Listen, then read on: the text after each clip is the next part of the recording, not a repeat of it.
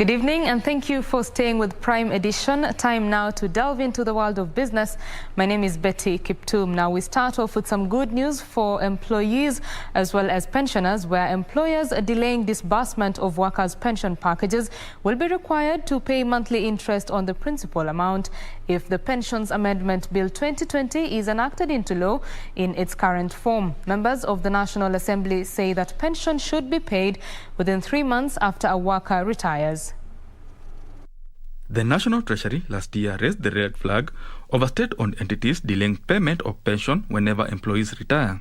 This is after some government agencies owe their former employees a total of 20 billion shillings in unpaid pension packages. Members of the National Assembly now say defaulting employers should be penalized. There has to be a penalty, or the retiree ought to earn an interest or something to compensate for the failure to comply with the law. And this House must make a decision using this bill to tame government from abusing former employees.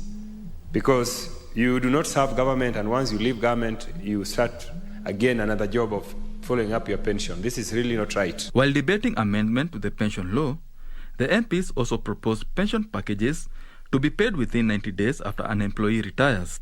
A way should be found that they may have to be continued even on their salary, and once the pension starts reflecting, then the salary can be stopped. MPs are also calling for decentralization of pension offices to facilitate prompt payment of pension. This pension processing should be decentralized to various counties so that it becomes easier, and actually it reduces the agony of the pensioners to make trips to Nairobi, and at that time they don't have even fare to come to Nairobi. If enacted into law in its current form, employers will be required to have a seamless pension process that eases access of pension by the next of kin in case the principal holder dies.